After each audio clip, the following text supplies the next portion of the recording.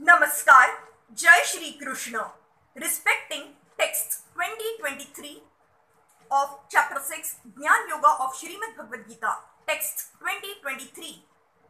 Yatro paramate chittam niruddham yoga sevaya yatra chaivat manatmanam pashyan natmani tushyati sukhamat yanatikam yatatada buddhi grahya मतीन्द्रियं व्यक्ति यत्र न चैवायं स्थितश्रवलति तत्वतः यमलब्धवा चापरं लाभं मन्यते नाधिकं ततः यस्मिन् स्थितो न दुःखेन गुरुणापि विचाल्यते तम विद्यात् दुःखसम योगवियोगं योगसमन्वितम्.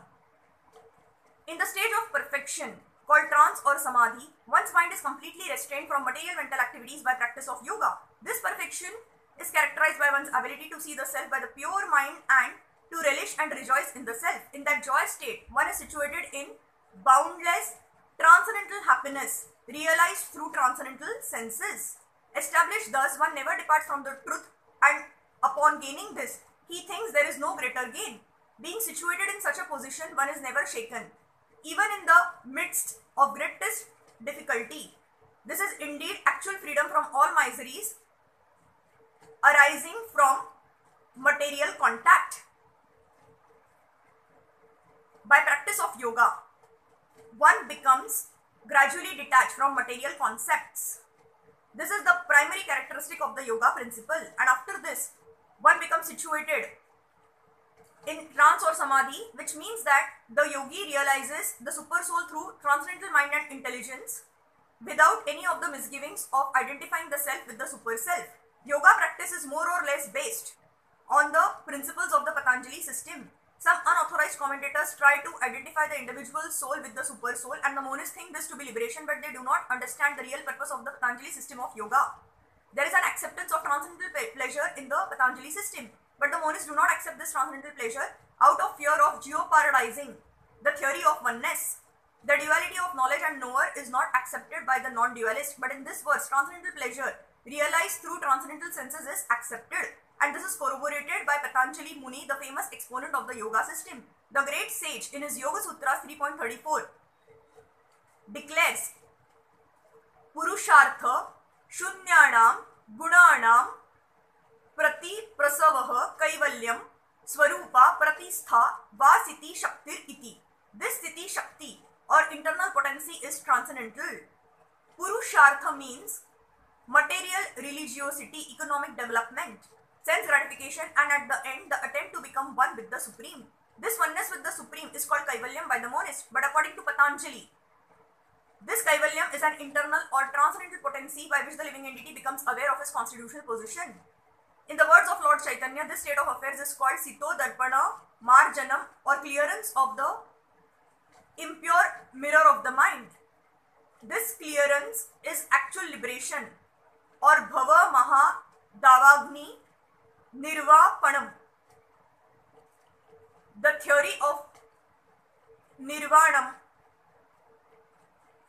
also preliminary corresponds with this principle. In the Bhagavatam 2.10.6, this is called Swarupena Vyavasthitiha. The Bhagavad Gita also confirms the situation in this verse.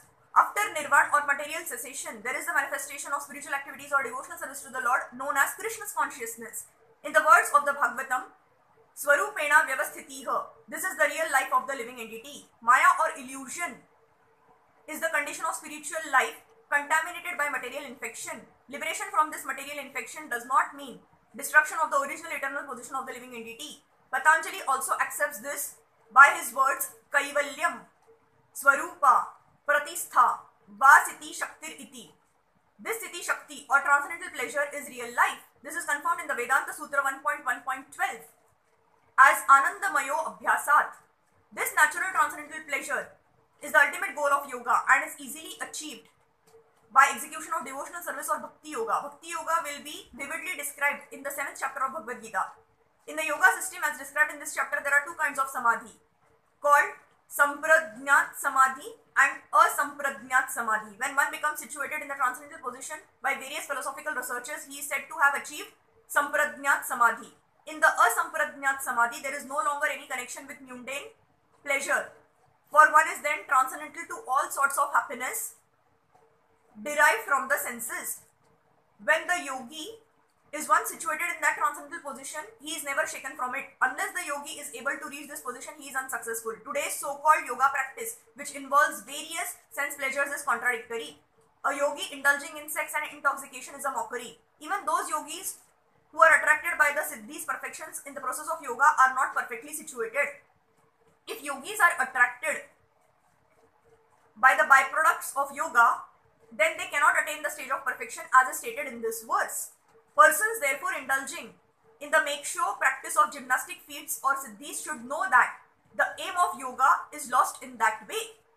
The best practice of yoga in this age is Krishna's consciousness, which is not baffling. A Krishna's conscious person is so happy in his occupation that he does not aspire after any other happiness. There are many impediments, especially in this age of hypocrisy, to practicing Hatha Yoga and Jnana Yoga, but there is no such problem in practicing Karma Yoga or Bhakti Yoga. As long as the material body exists, one has to meet the demands of the body, namely eating, sleeping, defending and mating.